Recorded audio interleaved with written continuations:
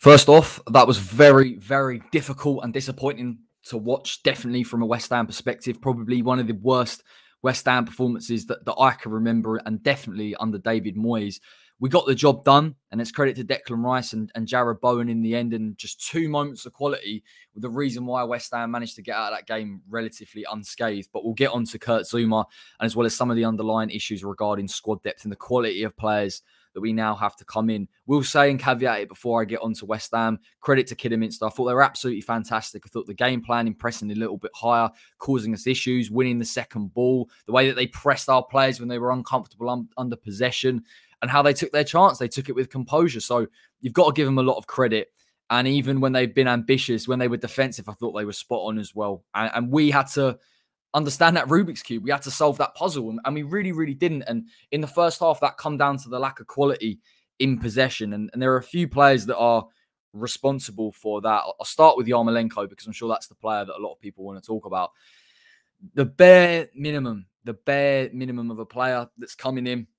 And I said it in the preview, I thought he would come in as the false nine, and he started off on that right-hand side. His hold-up play, his quality of delivery, moments when you've got the ball.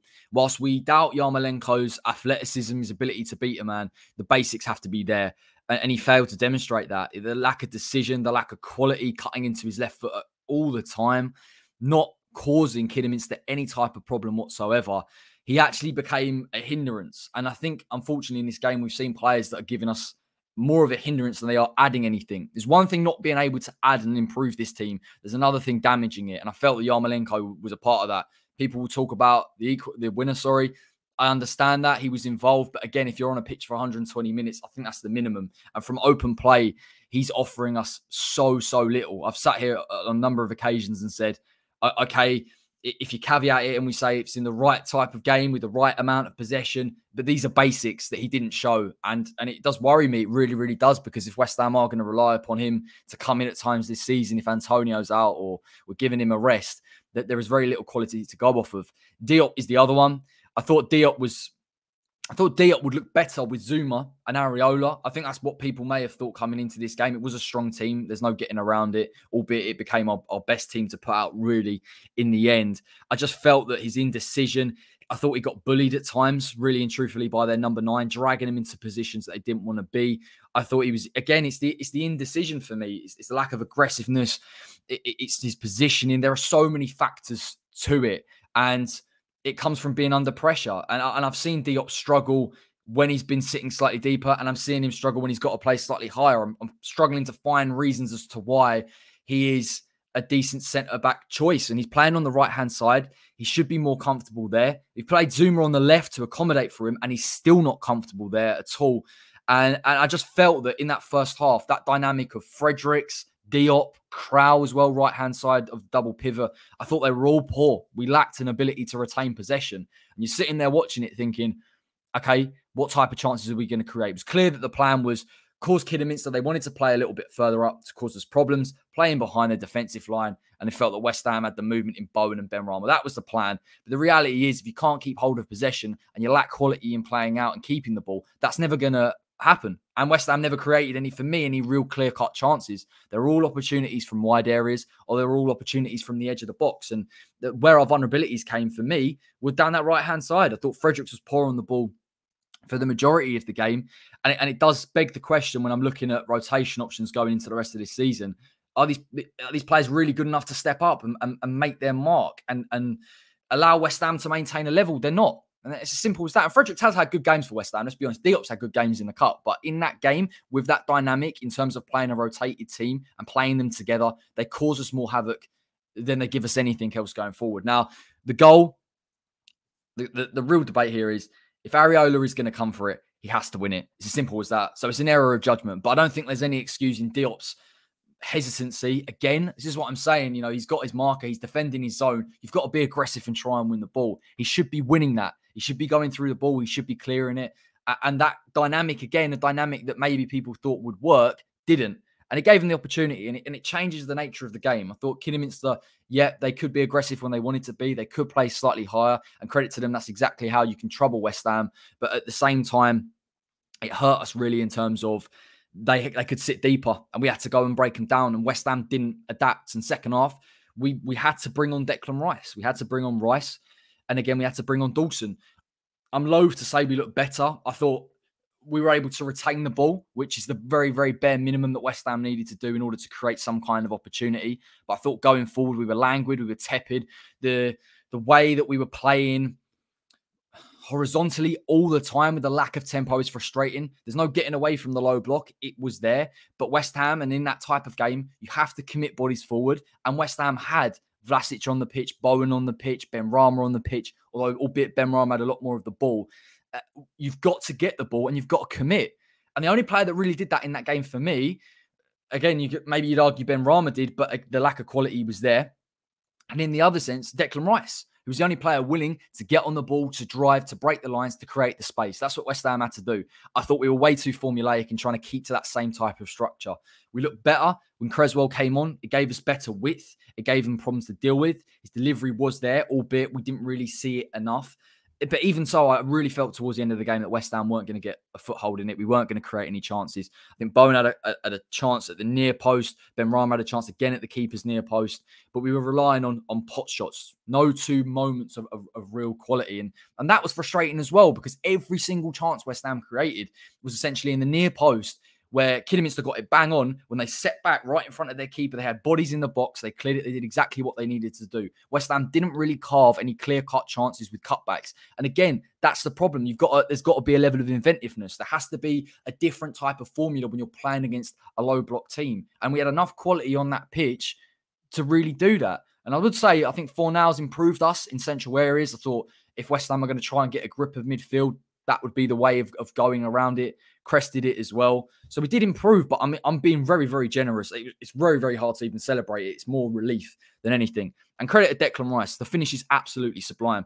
Talk about levels, and of course they are at a lower league level, and that plays into it.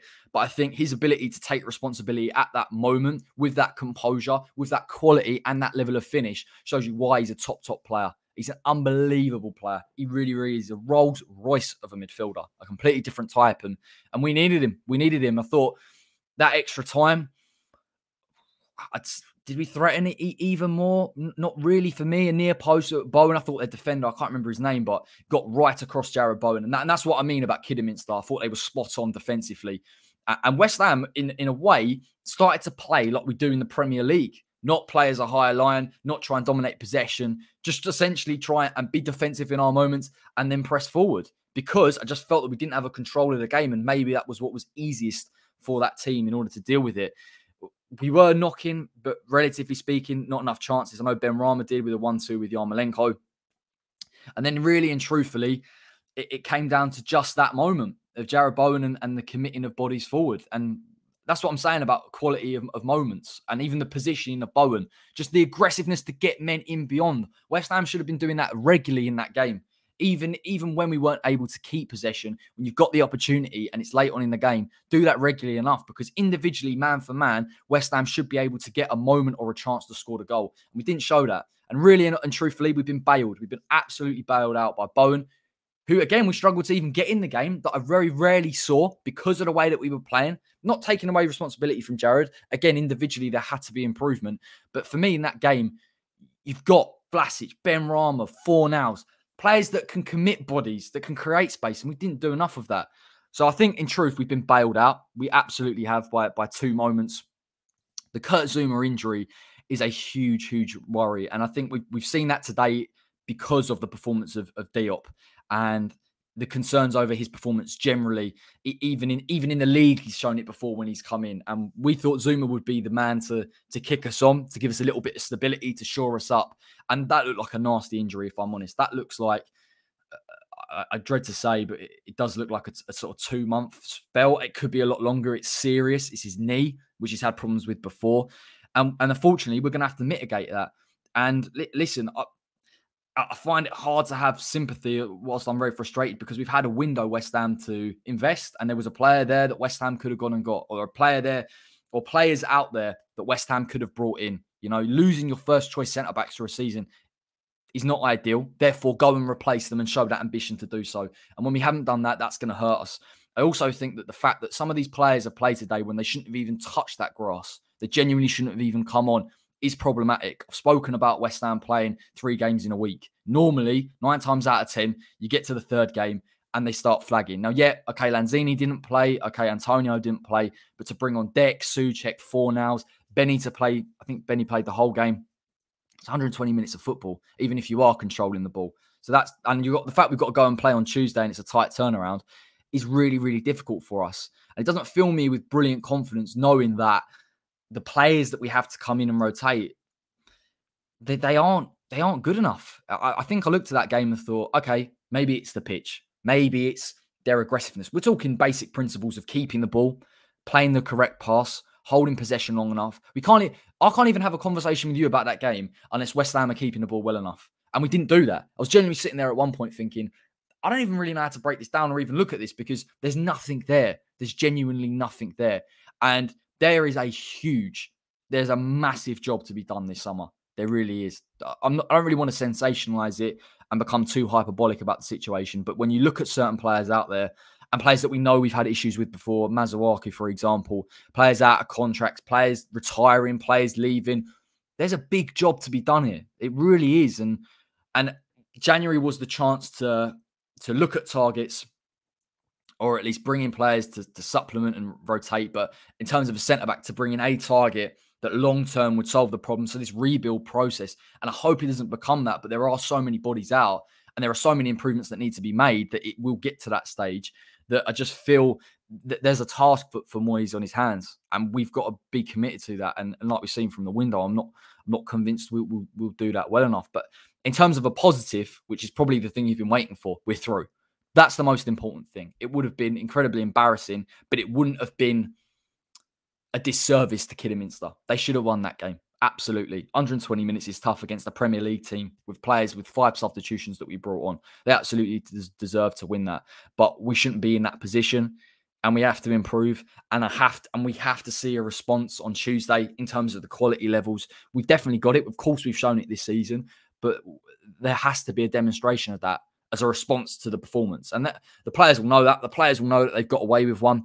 Hopefully, we're sitting here and we're saying, we never see that again. I'm struggling to think of a situation where we'll see that poor of a performance again, but a response is definitely needed. So thank the Lord, we've managed to get through into the next round of the FA Cup. If you did enjoy this video, which feels more like a rant, I didn't want it to be, but it is so frustrating in certain elements of that game. And there's not really too much to break down, if we're honest, from a West Ham perspective. So I've really stretched this one out. Drop a like on the video if you did enjoy it. Subscribe to the West Ham Way if you're watching and you're new. Patreon account, as I always say, link in the description below, as well as the West Ham Way website where you get all the articles. And it'll be really interesting to see the fallout from this. So keep an eye on all of that, because what we find out in terms of Zuma and what we find out in terms of Moyes' response actually to that performance, if it's come out yet, will be really interesting to hear. So take care. Enjoy the rest of your Saturday. Have a cup of tea, have a beer, just chill out, because we go again on Tuesday. And of course, we'll all be there. So take care.